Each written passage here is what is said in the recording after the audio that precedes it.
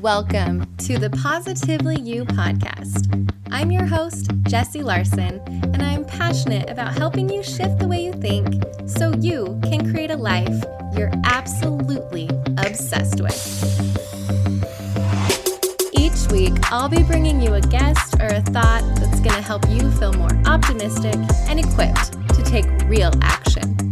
Get ready to push past limiting beliefs, ditch that negativity, and start showing up as the best and most positive version of you. Girl, let's do this.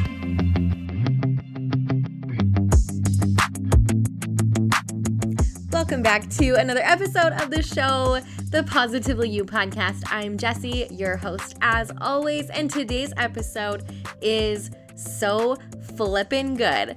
I sat down with my fitness coach, Natalie Adair, and we talk all things fitness, health, nutrition, weightlifting, the scale, your mindset, confidence. Like, we tackle so many different topics in this episode, and it is so flippin' good. I have worked with Natalie for a little over 2.5 years now. She's absolutely amazing. And so the fact that she was willing to sit down and have this conversation and share all of her wisdom with you, I am so grateful. This episode is so good. It's full of so many things and just will leave you feeling really good, really empowered. And that's exactly what we need. So let's get right into it. Today, I am so excited to interview one of the best people I know. Her name is Natalie. She has been my coach for the last 2.5 years. I don't know, like my health coach, my fitness coach, my life coach, my everything coach. She's absolutely amazing. And to have her on today is just a treat. I'm so excited for you guys. So Natalie, welcome. And thank you. Would you like to just kind of introduce yourself and let everyone know who you are, what you do, all the things? Sure. Yeah, all the things. Okay, so let's see. I have been a full-time coach now for probably about 5 years. Before that, I just kind of did it on the side, but I had a very corporate job at the time and realized that wasn't my passion. I ended up quitting kind of stepping down from my corporate job just because I wanted to pursue something completely different in fitness, since that's where my passion is. So I've been doing that now for 5 years. I have been working on my master's in sports conditioning and performance. I'm wrapping up my thesis right now, and also working on some more prereqs so that I can get a PhD in exercise science next, which is really exciting. Outside of that, let's see, in my bachelor's degree, I had a minor in nutrition. I have a few fitness certifications. Basically fitness is a big part of my life. Outside of that, I am married with 2 children and I live in St. George, Utah. Awesome. And yeah, like that list of credentials and your knowledge is something I love about you. And like, you know, your stuff, like education is insane. It's crazy. And I love it. Thank you. Yeah, I think that it's really important. I don't think we should discredit experience because I think that's extremely important to have.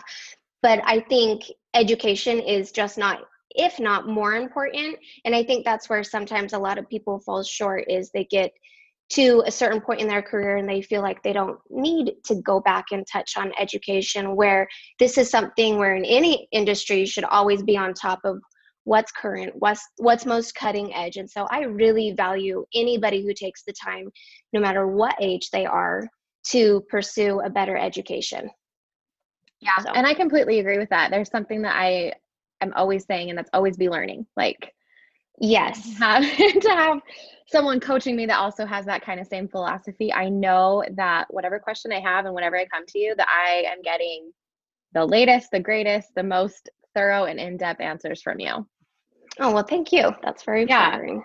I try. So I will just give a little bit of background. Like I said, I've been working with Natalie for like 2.5 years. And before I came to Natalie, I had 3 kids in like 5 years, body through the ringer, right? All the ups and downs of body image. And if you were to go to my search history on my phone, it was low calorie diets, like how to burn more calories. It was searching for plastic surgeons so I could have a flat stomach again. Like all the things. I had before and after pictures of plastic surgery all over the place. And I finally was like, something has to give. And I found Natalie on Instagram. She actually went to high school with my husband. And so I think I found her that way. And he was like, there's this girl I used to go. She's crazy strong. And so I started following Natalie, and I was like, okay, she's onto something. She's onto something. And so not out of desperation, but just out of that, I needed something to shift. I needed to fix my relationship with food. I needed to fix my relationship with the scale. And I just saw great potential with Natalie. And I have to say, my life is completely 180 from where it was. I mean, it wasn't terrible 2.5 years ago, but I wasn't happy. I wasn't confident and I wasn't happy. Yeah, I remember that. And that's, unfortunately, that's how most stories, especially with females, goes. And that's how mine started many, many years ago. I was in the same shoes. I was like, okay, if I want to, because at that point in my life, I wanted to be skinny, right? Like, I just wanted to be skinny and lean, and that's all I cared about. And to do that, we learn initially we've got to eat less. And that's what it's about. Less, be less, eat less. And so in the beginning, before I started my own journey, I was a hardcore dieter on a very restrictive diet. You could ask my friends, and it was not uncommon for me to go to a very, very nice restaurant and take chicken in a bag and snack on my chicken in a bag and order a bowl of leaves. And that's all I ate while my friends would enjoy their big dinner. And that's what I would do. And I was miserable. And I was tiny, and I got really, really sick. So I learned the hard way. But luckily enough, we all know better now, and we've learned that it's not necessarily about eating less, being less, having restrictions, because that's not sustainable. Nobody can keep that up. So I'm so happy that you found me, and it's just crazy because everybody kind of has a similar story. So yeah, thank you for sharing. Yeah, I think what you said, like, we're taught less, and it sucks, honestly. To think that, like, I'm like, no. And I went to other coaches and I had other macro counts done. And I think I remember when I talked to you, I was like, yeah, I've done macros before. And I told you my numbers, and you just like took a deep breath and you're like, okay, let's fix that. Because I was eating nothing and I wasn't happy. I wasn't feeling good. And so I don't know.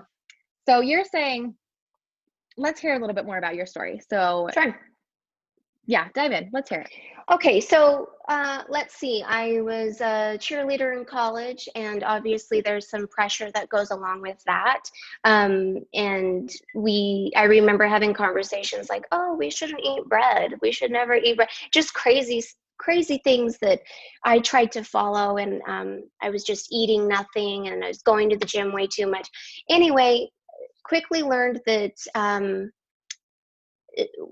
first I actually got into fitness shows, believe it or not, and I did that for a while, and I was really, really tiny. And then I kind of fell into powerlifting, and I shifted this aesthetic goal to this strength goal, and that's really where things started to change for me, because when I was eating nothing and on this restrictive 900,000 calorie diet, I could barely lift 10 pounds, 15 pounds. So I had this body that was not functional. So it's like having this really nice Porsche that doesn't drive. Looks nice, can't use it, doesn't do anything. So my goals changed to a strength goal. And that's when the magic really started to happen.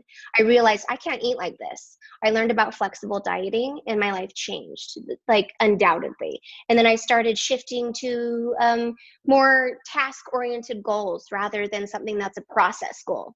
So instead of saying, I want to look better, or I want to, like, an ego goal that's like, I want to look better than so-and-so, I switched to a task goal, which is something I recommend all of my clients do. And it was more, I want to be able to squat this. I want to bench this. I want to deadlift this. I want to get this many pull-ups. And that was a big game changer for me, because I was no longer comparing myself to other people, which can lead to more fears, insecurities, that type of thing. And also I knew I needed to fuel my workouts differently. And that's when I started eating for performance. And that's kind of when I adopted a flexible dieting strategy. This was so many years ago, but I remember in the beginning, I was like, no, we got to eat clean. We got to eat chicken. There's no way I can eat a donut and look good.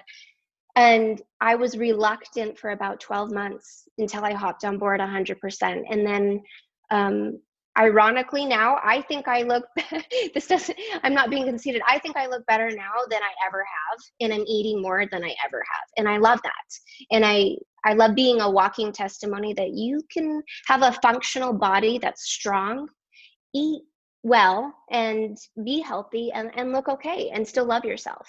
And that's kind of what this is all about. So Yeah. Well, and I think that that's the point, right? Like, I mean, you're saying you have the Porsche, right? But you can't drive it, you can't use it. Like, what's the point if you're not actually healthy? And so that's what I love about when I came and started working with you, is that I feel the same way. I feel the best I've ever felt. I feel like I look like the best I've ever looked.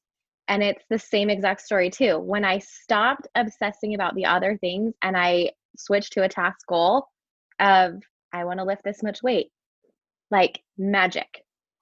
yeah. And I want to dive into that more because I know that weights and strength training, there's a lot of myths around it. There's a lot of misinformation around it. I remember going to the gym and I would stick to the machines. I would go on the treadmill for 10 minutes and then I'd pop on the bike because I was bored, and then I'd go back to the elliptical. Meanwhile, my husband's over there lifting all the weights and stuff, and I'm just like counting down the time on the clock because I'm getting super bored on the machines. So strength training, like, what are some myths you've heard about it, or like some resistance Oh, maybe against it? I don't get as much as I used to. In the beginning, when I started coaching, it was all of the common myths that we'd heard of. I want to do this, but I don't want to get bulky. I want to do this, but I don't want my legs to be big, and I don't want to look manly, or whatever. And I want to prioritize my cardio because that's most important to me. I want to burn calories, like just this. I ate this much, and I want to burn this much, and I know I can do that with running or whatever modality they choose for cardio. But the thing is, with natural, I should say, resistance training, if we're all natural, females are not going to look like that. That's just not our, and if you do, congratulations, because I've been doing this for how many years and I still don't look manly, and I am always trying to get bigger and bigger and bigger, and it's hard for us. So just genetic wise, it's not going to happen. You're not going to bulk up. So there's not a fear there. We can kind of play around with different sorts of workouts to make things look different. So I always try to say, yeah, let's build out your lats so we can give the illusion of a smaller waistline, right? You can play around with resistance training to make your body look the way you want. You're not going to, no coach is going to say, okay, you need to be squatting 5 days a week and only work out your legs, and you're not going to look proportionate. That's just not going to happen. So I always try to explain that to my clients from the beginning. And then with the cardio thing, a lot of people come to me and they're only wanting to do cardio, but because they want that lean, toned, people say toned a lot, look, when really what they want is they want to see their muscles popping. We've all seen different body compositions and what they look like. So I know for me, if I weigh 125 pounds and I'm not lifting, I can look one way. And it's just kind of like that skinny fat, not really toned look. Or I can add in resistance training and be the same weight and those muscles are showing. And that's what we want. And cardio is not going to do that. Regardless of what you're doing for 60 minutes in the gym, you're going to burn calories. If you're on the treadmill, you're going to burn calories for 60 minutes. If you're lifting weights, you're going to burn calories for 60 minutes. But what's going to give you the most bang for your buck? Well, that's going to be lifting, because you're building muscle, which is that nice toned look that everybody loves. And then also while you're at rest, you're going to be burning more calories if you have that muscle. So in the long run, it's just more bang for your buck if you prioritize resistance training and then supplement with your cardio as needed. But I try to tell people from the beginning, it should never be your priority if that's what your goal is. Yeah. So. Which I am all for. I hate cardio. And so when I heard that was like the priority and the philosophy, is like, sign me up. I am on board with this. If I never have to run again, I am a happy person. So, Yeah. and yeah, the word tone, I mean, you're sitting here like air quotes, toned. That's like the worst word that was ever invented. I know. I try not to bash on it too much, but when people say it, I'm like, okay, try not to cringe, because I know what they're talking about. But when they say I just want to tone up, it's really what you want is you're actually wanting muscle when you say that. You're looking to be lean and have your muscle showing. That's all being toned is. Sorry, I have a child. You're good. We all have them. Yeah, no, and that's the thing. And it's so funny. And I have people too, you know, that you will either be in the gym. Well, I haven't in like a year because of COVID, and they'll say the same thing, you know, like, oh, but I don't want to look like a man. And I was like, I am glad you are so confident that you could look like a man, because yeah, like you haven't been able to achieve it. I haven't been able to achieve it. But there is that misconception, but you're right. It has gotten less as I feel like weightlifting and strength training has become a little bit more mainstream, especially for women. And that excites me because I know what it's done for me, for my body, but for my mental health has been huge. And I know for you that the mental health aspect of it and the self-love aspect of it is really big. So would you like to talk about that at all? Sure. So over the last year, as part of my research program, I really started to dive into sports and performance psychology and decided to just like make it an emphasis of my program because it's so fascinating to me. Because without certain things like motivation and confidence, our athletes and our clients, they are more prone to fail. And so I wanted to research more and find out how can I help them? Because unfortunately, when I started this job several years ago, one of my mentors, I remember her specifically telling me, if your clients aren't confident, don't bother with them. If they don't have motivation, don't bother with them. And that didn't sit well with me. I'm like, no, we can foster a motivational climate for our athletes, for our clients. And I wanted to know how to do that so that I could carry that into other areas of my life where I'm also a mentor, like just being a mom. I have a child who's on the spectrum, and confidence and self-esteem just isn't there. And as soon as I started doing this research program, it just opened my eyes. I'm like, I can be a better mentor if I do these things. And at the same time, it was also helping me too, because confidence and self-love is an ongoing cycle. It's never going to be the same every day. Everybody's going to have a day where they wake up and they're struggling with something mentally. And what's important is that we recognize those days and know what we can do or how to help our clients and athletes build their confidence and self-love back up to where it needs to be. So I just really took it to heart. It's something I'm really passionate about. I probably lay it into my clients way too much, but I like to say our bodies hear everything our mind says, right? And so if we are going into the gym and we're thinking, and we're nervous about a squat, and we're thinking, oh my gosh, I might miss this squat. Well, I'll tell you right now, you're going to miss the squat because you're thinking like that. Our thoughts and our behaviors are so powerful, and they'll impact everything we do in our life. And I just wanted to take that to the next step and be able to offer that support that a lot of other people just aren't offering to people. So that's kind of what I did this last 12 months. Yeah. And I've loved it. And the new program that you have that you've given out to your clients and to me has been really awesome. And just having that imagery and that visualization and that exactly, like I've gone into the gym before and I have a number programmed where I'm like, Natalie's insane. There's no way I can lift that. And sure enough, there's no way I can lift that. And then there's other times, like, I mean, even today, I was like, okay, we're going up, we're jumping up 10 more pounds and hit a personal best, because you have to change that focus. And that's been something that's been really, really life-changing for me, has been that confidence.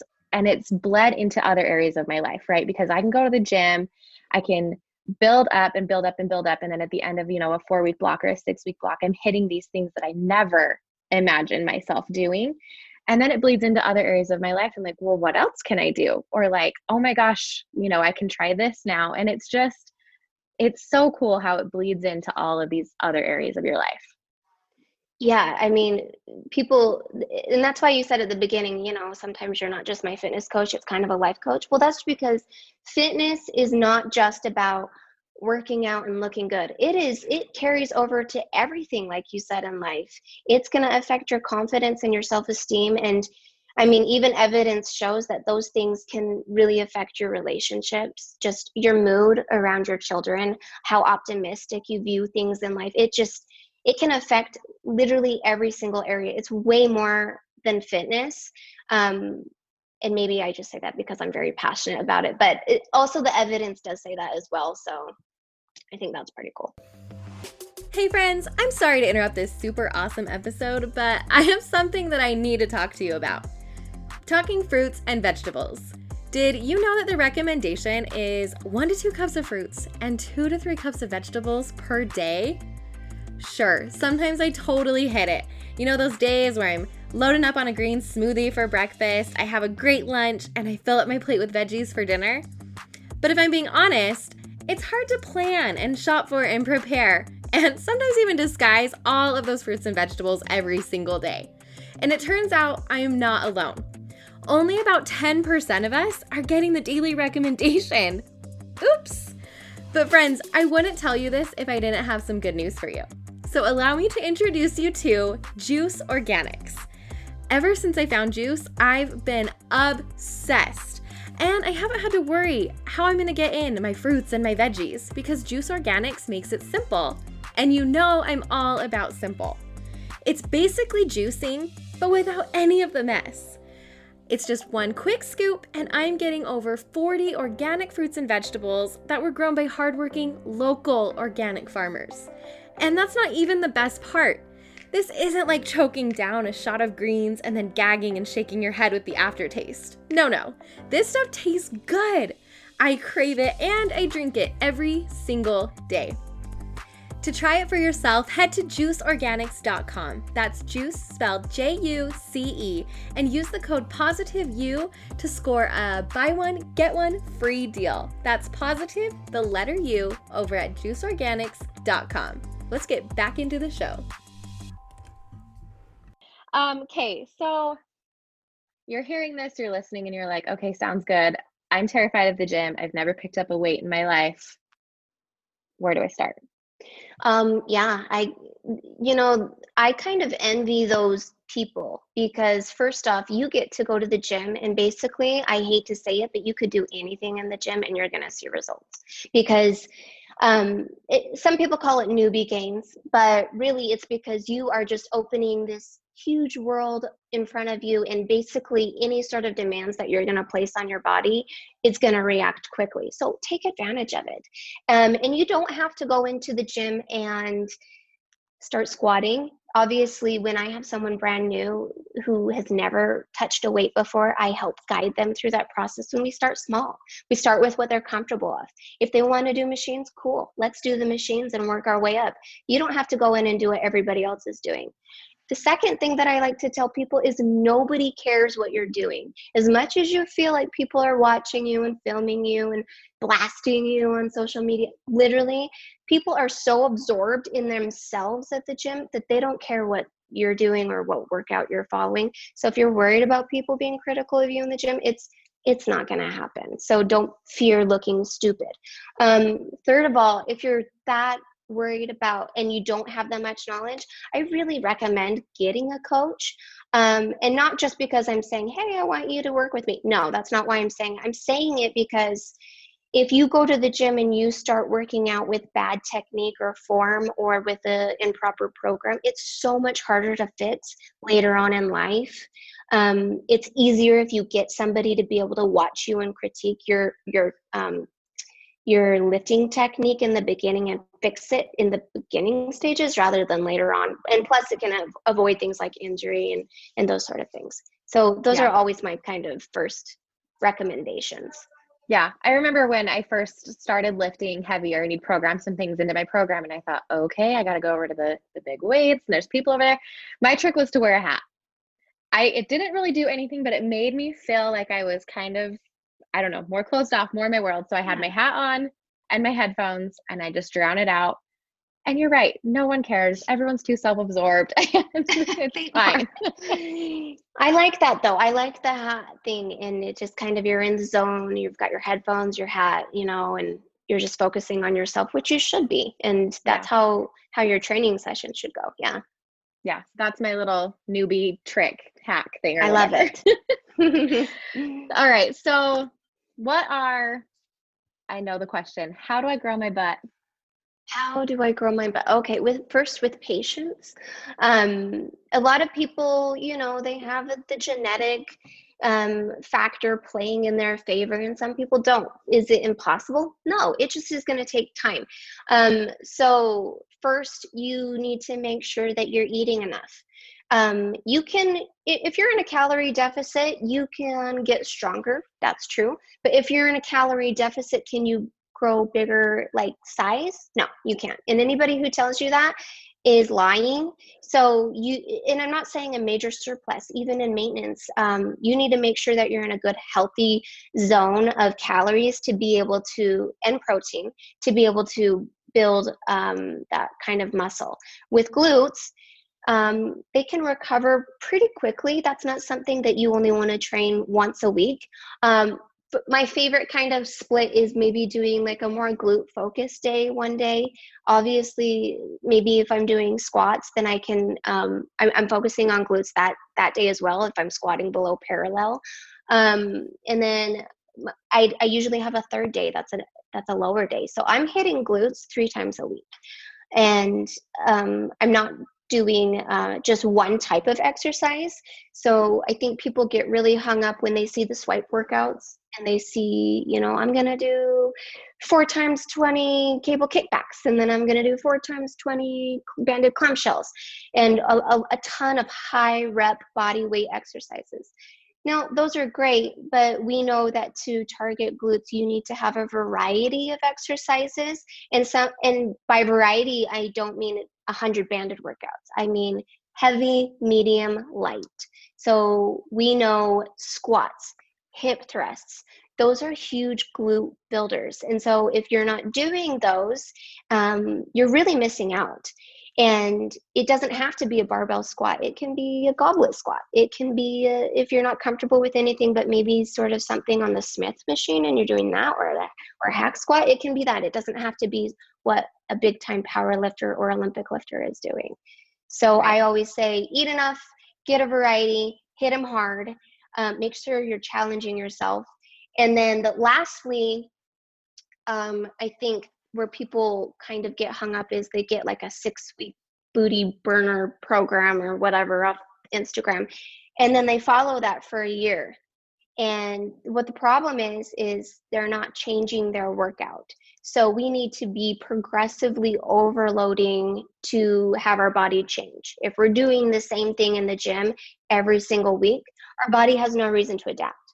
So you can change. Progressive overload doesn't even mean getting heavier every week. It can be change the exercise, adding reps, add another set, maybe a different stance. Anything where you're providing something new to your body so that adapts is really important. So after your 6-week booty burner program with so-and-so on Instagram, make sure that you're following it up with something that's going to be harder. So yeah, those are my best tips. So it's not just order the booty band elastics and do 1,000 reps. No, and I'm not dogging on it, because I use that in my warm-up for squats every day, and they do serve a purpose, but you need to have a variety, and your bands are only going to get you so far anyway. And if you want to increase your resistance, you're going to have to start doing some weights. Right. Well, and one thing that I learned too is you only know what you only know, right? Right. And so a lot of times, like you said, I don't want to rip on it because you're starting somewhere, you're doing something, and then just with how you're progressively overloading and changing up your workouts, I think it's important to also progressively overload your knowledge and learn. And so that's why I love following you, but I also love following a lot of other people and then figuring out like, oh, well, what is this and why are they doing that, and asking why and how and and for what reasons. And so I love that. Okay, so we've hit the gym. We know weights are important. What about nutrition? Okay. So something I think that is extremely important, and I'm just going off of what the most common issue is when people come to me, is they usually come to me after a really, really bad experience with someone else, or they're already coming to me with extremely low calories. And the thing is if you go to so-and-so and they say, okay, I'm going to give you your one-time macros. Here you go, 1,200 calories. Do this for 30 days. You're going to lose weight. You will. You're gonna lose weight. You're gonna follow that 12, and then after 30 days, then what? Well, if your body catches on, your metabolism catches on to that, and to continue to lose weight, you're going to have to take away from that 1,200 calories. So this person is going to say, okay, now you're on 1,000 calories. You're going to follow that, and it's going to suck, but you're going to do it because this person told you to, and you're going to lose a little bit more, and then you're going to plateau because your body catches on. Now, at this point, that person's going to go, okay, either eat less, and you're diving into some dangerous territory now, 900, 800 calories, or the person might accuse you of not tracking correctly. I find that happens a lot. And then at that point, the relationship gets tumultuous, they quit or whatever, and then they come to me and say, here's where I'm starting, help me lose. And then I have to have the tough conversation saying, no, you need to be in a healthier place, and we're going to have to reverse diet you out. So what a reverse diet is, it's a very strategic way to slowly build back up your calories to a healthier place, and so that you can start cutting again. So a lot of people will just automatically go back to like 2,000 calories, and then they can accumulate all this excessive fat, and that's scary. If you do it correctly, I have seen, so many clients maintain the same weight that they're at, maybe gain 1 to 2 pounds here and there, which might happen when you're increasing calories. But at the end of it, you are going to be at a much higher place. Also, when you're eating more in a surplus or maintenance, we talked about how you're building muscle. In a deficit, you're not. So you can continue to spill your wheels down there, but you're not doing anything. You can continue to do that for 6 months, or you can reverse diet to a healthier place, build muscle, get your calories where they need to be. And then at that point, if you're ready, start to cut again from 2,000 calories or wherever you're at. So that's always a tough conversation, but that's the reality. And I think that's what separates a good coach from a bad coach, is who's going to take that person down to a really dangerous place, or who's going to have the tough conversation with them that what they've been doing is wrong, and they need to reverse diet to basically get to their body to a healthier place to start. So yeah. And what really helped me was when I first signed up with you, in my head I had, okay, I'm doing this for 3 months. 2.5 years later, but and I think I had to get out of that mindset of, I need to see results in 30 days. I need to see results now. And I really had to switch to, I'm going to show up every single day and just take it one day at a time. And I'm going to do what I need to do today. And this is just my life. And you always hear it. This is a lifestyle. I could, till the cows come home, say that, and it's annoying to hear, right? Like, I know it's a lifestyle. It really is. And getting out of the and it's good to have deadlines and goals. And me and you have talked about that you need to have something that you're working towards. But I also just had to have it be like, this is just me. I've just decided that this is going to be a part of my life. This is how I feel healthy. And to get these random scale numbers out of my head. And I still struggle with it. I talk to you on the weekly about it, how I know that the number doesn't matter, but some days it bugs me a little bit more. But in the long run, getting out of that, I need to lose 10 pounds in 6 weeks. It was just, I need to show up today. And yeah, having a coach that isn't relying on these quick, fast transformations so that you can have a wow before and after picture or whatever has really helpful. I think a lot of the people that we see on Instagram, they love to show the quick 30-day cut and the results. And those are great. I mean, congratulations, you did that in 30 days. Well, show me what happens after. What's going to happen the next 30 days? That's not sustainable. How are you going to help them continue on their fitness goals after that? We don't see that. And they don't post about it. But that is the most important part, is the diet after the diet, right? Is what is your strategy going to be so that you can continue to get stronger, lose fat? And I think that's where we kind of just need to bridge that gap a little bit better as coaches, because I think a lot of people just really fall short on that part, which is unfortunate. But I mean, that also happened to me. That's kind of how my journey started too. And we sometimes you just kind of have to learn the hard way. So, yeah. And something that I really love too with nutrition is, I'm really big on mindset and mindset shifting into a different perspective where it's a positive spin on whatever, and you're the same way. But I don't feel like you've ever told me that I needed to cut out things in a way that says cut out. You've said, okay, let's focus more on your protein, or okay, how's your fiber intake? And it's always been these things that I could do better or increase or do more of. It was never all right, Jess, you got to cut out the bread or whatever, you know, like, and I could know that, you know, maybe I do need to cut back on carbs or switch something up, but it's always been the focus on what can I add that's going to benefit me more instead of what can I take away. And that it's just a little mindset shift that's helped a lot with nutrition. Yeah, I definitely don't believe in a restrictive approach. I think once people start to say, I can't have this, I have an example this morning. I have a newer client. I'm just going to keep her confidential, but basically the gist was she was nervous because we're going to start a cut, and really wanted to just start binging all the things. And I had to remind her, I'm like, when I say cut, we're doing a gentle deficit. It's not going to be anything like you've done before. And I'm not going to tell you to cut out certain foods. I would never say eat less carbs. I would never say eat less fat. I would never say you can't have sugar or even alcohol or a piece of cake or a donut or whatever. I find, and I've done this for many years, when we tell people they can't have something, they're going to want it more, just like kind of like a child, like with your kid. You can't have that. Well, now they want that.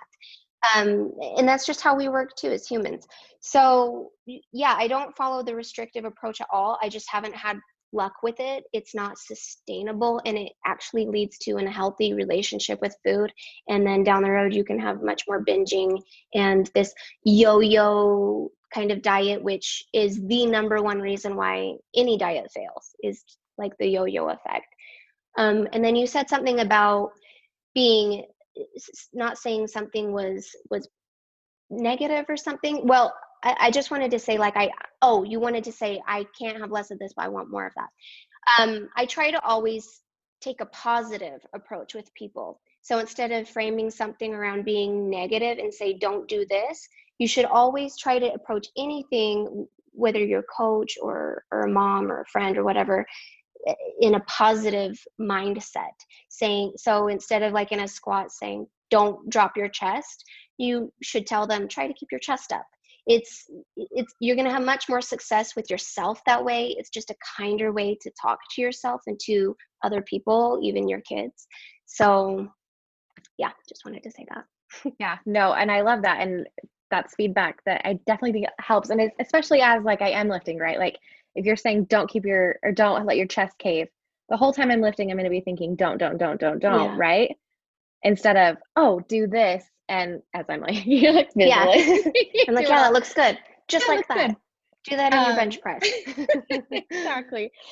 Okay. So one question that I haven't asked you, that you would like me to ask you, or something that you love to tell people. I'm going to let you form your own question.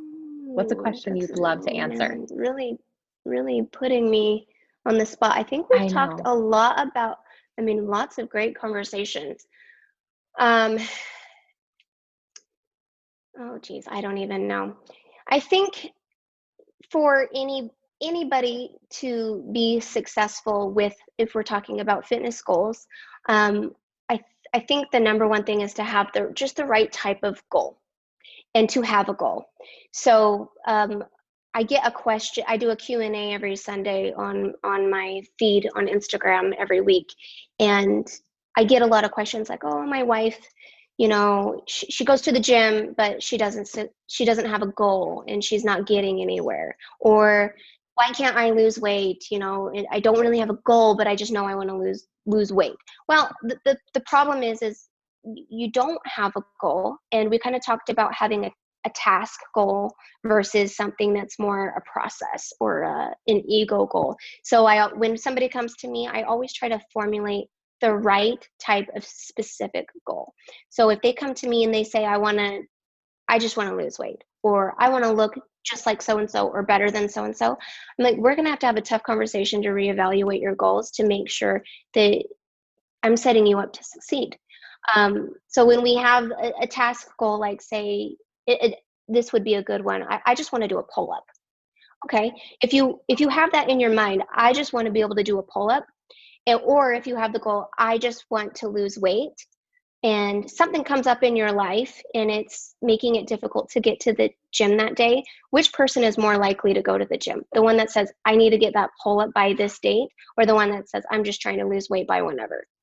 the person who's trying to get that pull-up, they're not going to want to miss that one training session that's geared around their eccentric pull-ups or jumping pull-ups or whatever's programmed that day. So it's proven that if you have the right type of specific task goal, you're more than likely to succeed. Your performance will increase. You're less likely to burn out or drop out or compare yourself. You have less anxiety, less fear.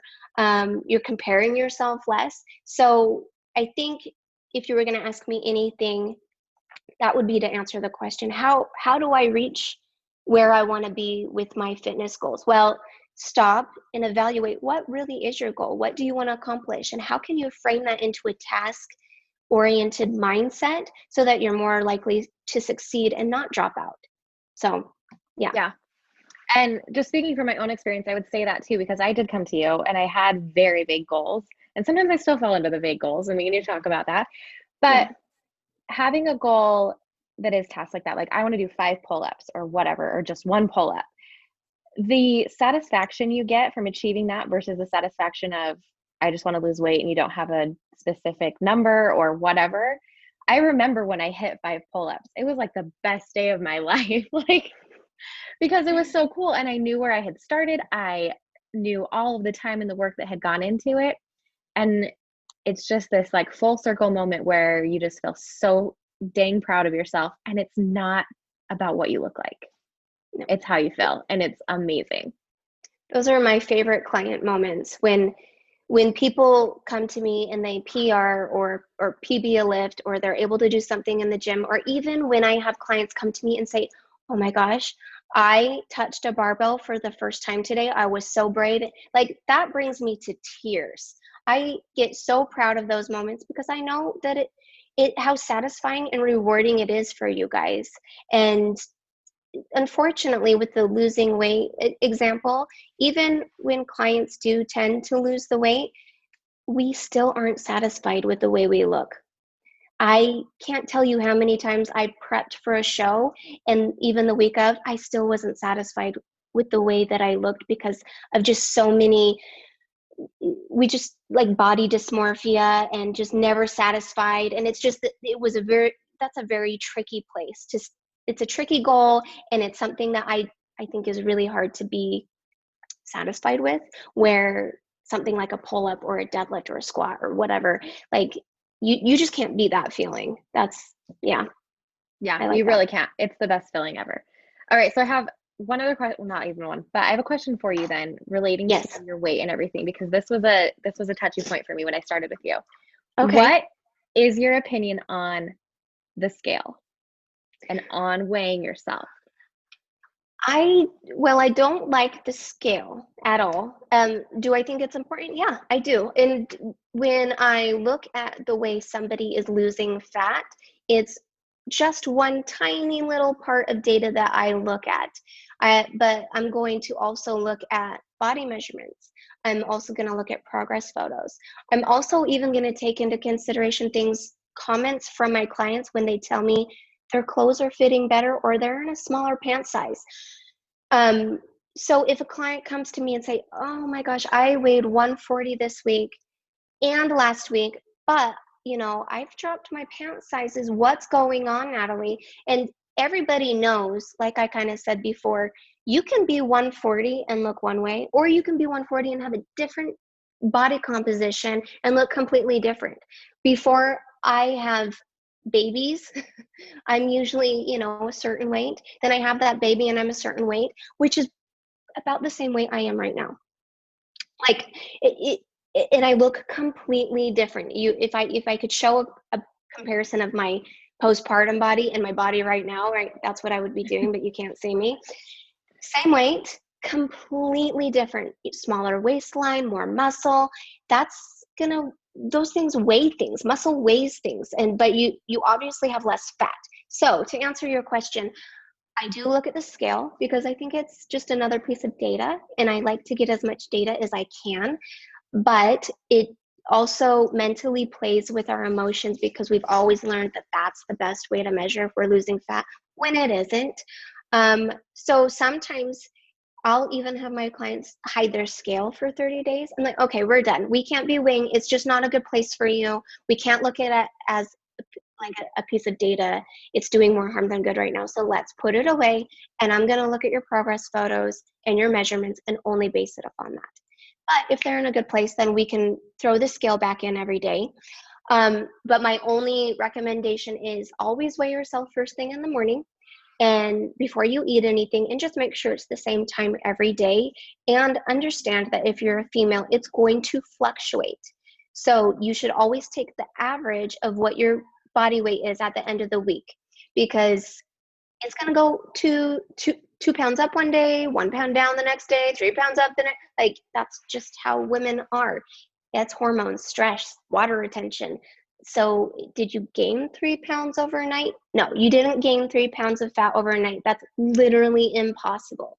So yeah, the scale, that's a tough one. I know it's hard, but I still think it's important to look at, as long as we can look at it in a way that's in a healthy manner and not so critical about ourselves. Yeah. And I was curious because a lot of people say, I put the scale away. I haven't looked at it in years. And there's that mentality. And I kind of had that mentality. And then I came to you and you were like, I want you to weigh yourself every day. And I was like, you want me to what? And I was kind of like, okay, that's going to be interesting. But I did get to a healthy place. And it's like you said, it became data. Yes. And just information. And as long as, and it still messes with me, there are days, and it's so funny, it'll be like 0.3. And I'll be like, oh no, but it's 0.3. Like, what is wrong with you? Why are you upset about this? And I have to be like, it's data, take an average. And, so it's a learning process for everybody, but I wanted to get your take on it because some people are just, put your head in the sand, don't look at it all. And then other people are like, obsess about it every day. So just finding that healthy balance, right? Yeah. And at the end of the day, body weight 100% does not matter. It doesn't matter. I've weighed 93 pounds before. I'm 5'1". That was the unhealthiest part of my life. I've weighed 125 pounds when I was really into just like getting big and more of bodybuilding. And honestly, like, it doesn't matter. That's such a huge difference. So when you step on the scale, just look at it as, okay, that's just where I'm at. That's it. It doesn't mean anything. In fact, sometimes I even like gaining weight. I wish it was always like that. But yeah, I think it can be a sign of healthy growth too, if we're gaining weight. So yeah. Well, and it's been healthy for me mentally, growth wise, to get a healthier relationship with the scale and to work on it and be like, okay, I got on today, it was up, 0.5 pounds, or like, it's so dumb. But I'm like, no, but before I stepped on the scale, was I feeling good? Yes. Okay. How am I feeling? I'm feeling good. Am I feeling confident? Am I feeling sexy? Like, yes. Okay. Then let's go off of that. So exactly. And that's where I want to get people, is so that they do feel comfortable getting on the scale. If they're scared of it, then we've got some work to do, because I want you to feel okay. Like, this is where I'm at and this is my journey, and whatever it says, it doesn't matter. It's not going to change anything. I'm strong, I'm healthy, and whatever numbers on the scale, that it just doesn't matter. So yeah. And that's the point. That's the whole point of it, right? Is to get to that part. Yeah. And it's an everyday thing. And yeah. So, okay. Obviously someone is listening to this and they're like, how do I find Natalie? Because she's amazing. So how do they find you? You're so nice. So you guys can find me on Instagram. My handle's at Natalie, Natalie, Adair, Adair. That's Natalie Adair.